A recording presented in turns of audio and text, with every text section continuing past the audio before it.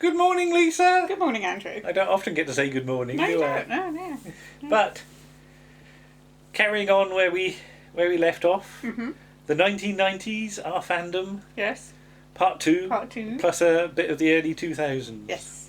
So, with the Paul McGann movie coming and going, Yes. I guess we were looking for a series. Yes. But nothing ever really got confirmed, did it? Yeah, I can remember after seeing the TV movie, going out the next day on the way to where I was working at the time, and I got like the novelisation and the script book, and there was a souvenir magazine. I think that might have been out before, or it was just out after. And it was really exciting because, I really enjoyed it. It was new Doctor Who. It was, he was young and sort of dashing, and then nothing happened. Well, that's not fair. Because lots of things happened. Lots of things happened. Nothing happened on the television. But it just wasn't the TV movie continuation. Yeah. So, it wasn't long before BBC Books came out with The Eight Doctors by Terence Dicks. Yeah. And you had a whole range of Paul... This was the start of the whole range of Paul McGann books, Yeah, wasn't it? They basically did what Virgin had done with the New Adventures and the Missing Adventures. Yeah. So they had Eighth Doctor novels and past Doctor novels. Yeah. And I read a fair chunk of both of them. But as with the New Adventures, I didn't read everything. No. And I think I probably stopped reading them earlier than I stopped reading the New Adventures. Yeah. Because although we've got some of them, we haven't got any of them. Rosie's squeaking Sorry, to if go you can out. hear noise, yes, Rose wants to go out the garden, so She she's can go out in a squeaking and minute. scraping. Yeah. So. But I do remember reading the Eighth Doctors. I loved the Eighth Doctors. In my lunch hour, sat outside the Arndale Centre eating a chicken sandwich. Okay. Yeah, it's good old-fashioned Terence Dicks, isn't it? Yeah. So basically, the idea of this one is that you reintroduce the Doctor to possibly the new fans. Yeah. And the old Doctors as well. And the old Doctors. So it had a thing of where he gets amnesia, doesn't he, the Eighth Doctor, and he has to revisit his past. Yeah. And all the previous Doctors. Yeah. So. I mean, we were still doing our filming a lot. Yeah. Little bit less at this point. A bit less, but we were still doing a fair bit. And other fans were, of course, doing their other filming. There were various sort of fan things going on, and we started to go to conventions quite a lot together, didn't we? Yes. You dragged me off to Coventry every now and Coventry, then. So, what was the first one we went to? That would have been a Panopticon, wouldn't it?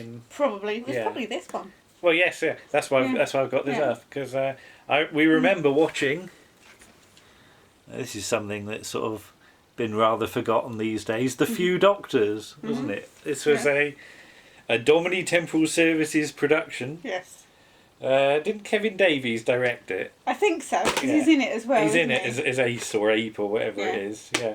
But this was all the Doctors doing a sort of sports games day, like it's not quite like it's school, but all the monsters and the Doctors were sort of like it's a knockout, isn't it? Yeah. And even got J&T and Gary Downey and Peter Miles involved. And I do remember watching it because they hadn't quite finally mixed it, had they? So they had the video for it on one tape, and I think the audio on the other, and they hoped to God that the two would stay in sync or something. Yeah. But I remember sort of clapping along to the end music because it's real heavy on music and very light on dialogue, isn't it? Because most of the time it's just noises, isn't it? And didn't we go to the cinema afterwards and to watch something? Yeah, and we almost clapped at the end of the film because we were so used to clapping stuff. Yes. But I'd done some conventions before the TV movie, but I think I'd done the Leisure Hive ones and Exospace and the odd one or two. There was a Blue Box one in 1993 near at Bournemouth. But I think the late 90s we did a lot more. Yes. Because there was not only Panopticons, there was Battlefields as well. And there was a few sort of smaller independent ones. Yeah. that various people organised. And there was an awful lot of signings, wasn't there, at 10th Planet in Barking? So I remember standing in queues for long hours. That's the thing. I'd get on the train at Salisbury, go up, sort of meet you and various other people at Waterloo. Then we'd go over to Barking, and then stand in a queue for a couple of hours, wouldn't we? To meet various people. But it was always quite worth it. Yeah. Yeah. But you met Graham Garden, didn't you? Oh, I met all sorts of people. He was very scared. He was sat next to Patricia Quinn, so I can't blame him. But more people just had more things. We're just being invited to more things. I think it's true. Because don't forget, Tom Baker's book comes out at this point as well. Who on earth is Tom Baker? And whose copy is this? To Lisa, Tom Baker, 97. There we go. There's one upstairs that says to Andrew, Tom Baker, 97 as well. And that was a great book. Yeah. I zoomed through that because Tom's just started doing stuff, didn't he? He started going to conventions to sort of come back to it a bit. Yeah. Because I think he's sort of found now that, as he always says, the children that watched him when he was the Doctor are now adults, and they were inviting him to do stuff. Yeah. And he got a lot of love out of it. And if there's one thing Tom likes, it's adulation. Adoration. Yes. I didn't want to be loved. I wanted to be adored. Yes. Now it's old ladies that come and touch him in the supermarket. and yes.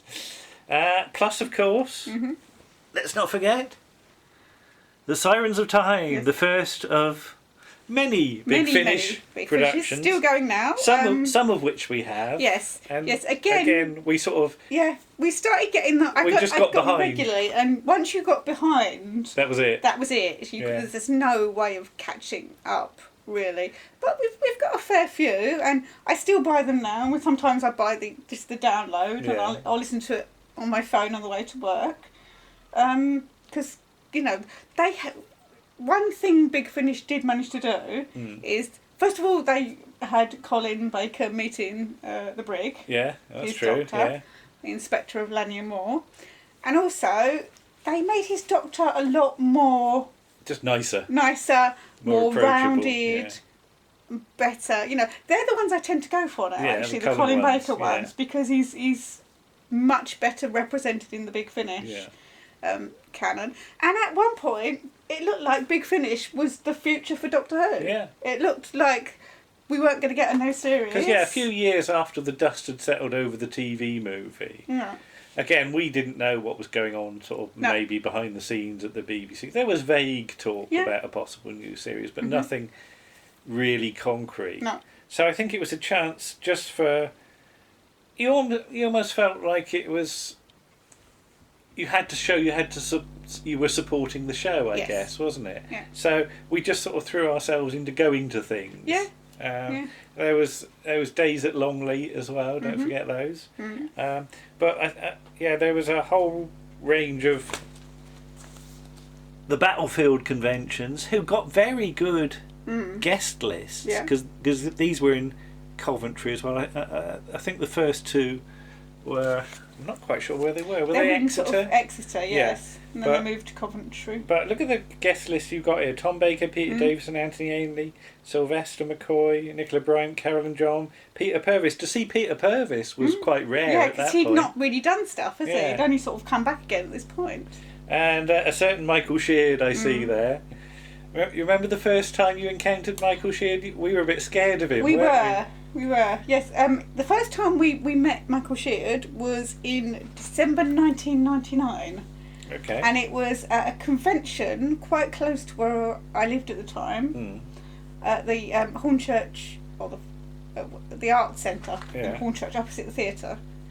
And it was a very small convention, which meant that you got to speak to the guests a lot better. And we sort of got pigeonholed by Mr. Sheard. Pigeonholed. And from that point onwards, every time we saw him at a convention, he was wonderfully welcoming. Yeah. And I think it's lovely. The thing that once he recognised you... You're in his gang. Yeah, you were a mate, I guess the thing was. Yeah. But, yes, you had Battlefields in Coventry. in the Lea Frick Hotel, yes. which was, of course, where Panopticon had been. Mm-hmm. And I think there was a sort of feeling from Panopticon that they've stolen our location, yes. wasn't it? But it was a very good location because it was quite central for everybody. Yeah. You know, it was a distance to travel no matter mm-hmm. where you lived, but on the other hand, it wasn't too long. No. So we could get there, but people from a lot further north could get there as well. Yeah. Sort of having ones in Exeter and things like that really. You know, if you live in Scotland, that's a hell of a long way to come. And yes. And here's one for Battlefield 5. It's just a sheet of people, and you've got various signatures on here, haven't you? So who have you got on here? Let's have a look. Yeah. So to Lisa, love Sylvester McCoy. Yeah. John Leeson, K9. Mm-hmm. Lisa, love Annika Wills. Yeah. To Lisa, best wishes, John Nathan Turner. Mm. Gary Downey. So is this the one where Anthony Ainley kissed you or not?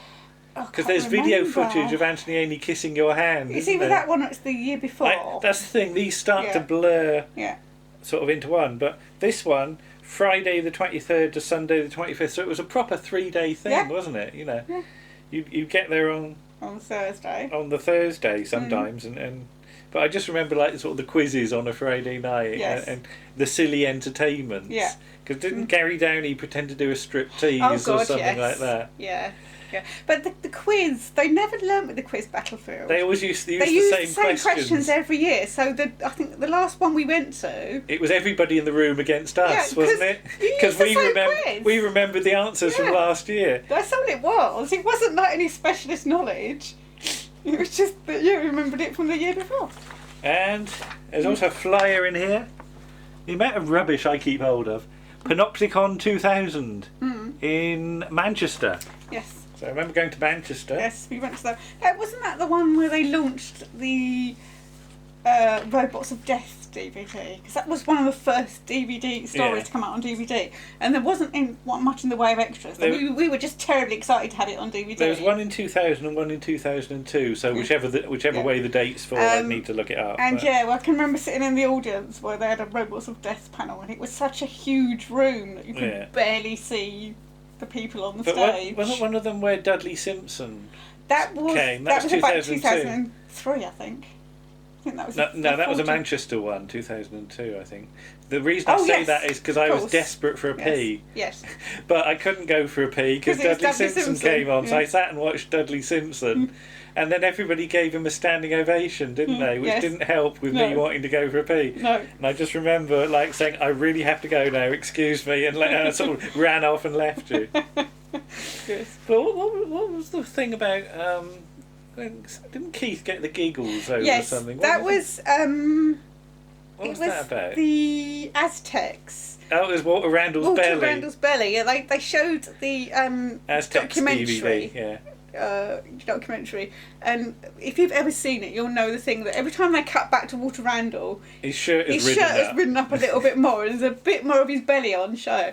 And Keith got the giggles, and it just sort of spread out. Yeah, because he got the giggles, we did. Yeah, and because we did, people next to us did, and it was like, it's just like ripples on a pond. And by the end of it, the whole of the audience were just laughing every time it cut back to Walter Randall's belly. Yes. Because I was reminded of somebody on Twitter was watching Claudius again last night, and they were saying about Brian Blessed and how good his acting is and how different his acting is in that. I mean, he does have shouty scenes, obviously, but I always say to people, have you seen Brian Blessed's death scene in Claudius? Yeah. Because if you haven't, you should look it up, because it's marvellous, because it's just 2 minutes or 3 minutes of the camera on his face while Sean Phillips walks around him talking, and you see him die. Yeah. And it's amazing. It's such a superb piece of acting. And we saw that at a Panopticon first. Yeah, that's true. And, they showed the whole scene, and the audience was just silent through it. Then I think he got a standing ovation or something, but... it's amazing. Then Panopticon 2003... Mm-hmm.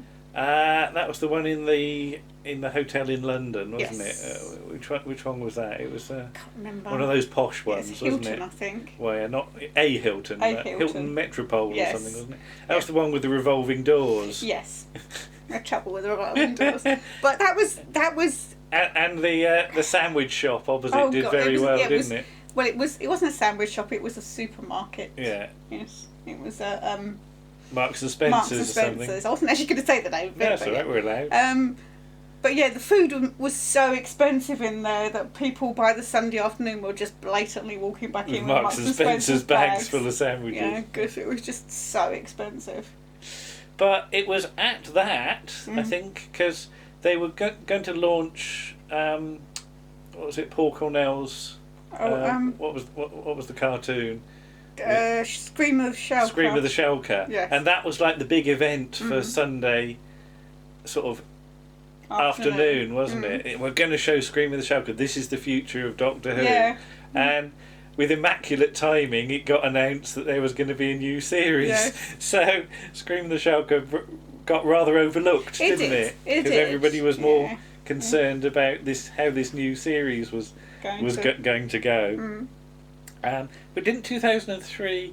Didn't Paul McGann go to that as well? Yes, that was his first convention. Yeah. He was apparently extremely nervous. Yeah.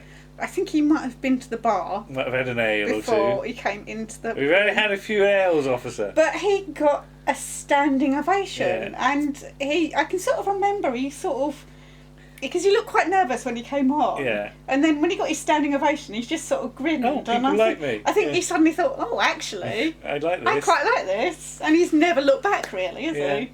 So, in some ways, it's what's happening to Chris Eccleston now, isn't it? That, you know, not go near conventions for years, and then suddenly realise that everybody actually likes you, and that makes such a huge difference, it does. I think. It does. Silly actors, I know. Why wouldn't we like you? Yeah, of course. So... with the new series on the horizon, our decision was to do finally the Everything in Order marathon, wasn't it? Because, you know, we'd seen most of what existed and heard most of what was missing. I don't think we'd heard everything that was missing, and I'll just say about that in a minute. But we said, well, November 2003, if we watch one episode a day... that'll roughly take us up to whenever the new series launches in 2005. And it sort of worked, didn't it? It did. There was a bit of an overlap.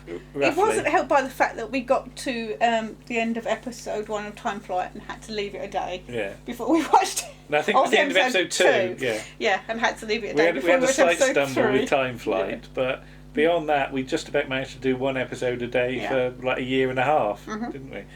And... I'd never done it in order before. No. I doubt you had. No. But it seemed to be the in thing at the time, because the time team in DWM was sort of doing it as well. And most of it we had, either officially or unofficially. But I think we had to track down a couple of episodes. I don't think we had copies of the Invasion episodes 1 and 4 on audio, for example, because I don't think they had been officially released at that point. So we had to ask around and sort of get slightly below sort of quality copies, but they weren't bad. No. But the one thing we didn't do was reconstructions, did we? No. Yeah, because people do this, and sometimes they go, do they do recons or do we do audios? But at this point, quite a lot of the audio soundtracks were available on CD as well, weren't they? So we did the audios. So we did that as the fallback position, and then if we didn't have anything, we'd just sort of get an under-the-counter job from whoever happened to have a copy knocking around. But we didn't have to do that much. We had around 98%, I reckon, of what existed at that point. Obviously, more stuff was going to be found, you know, later. But because I was trying to think today how many times we've got things like we got season 23 yesterday on Blu-ray, and we've got that.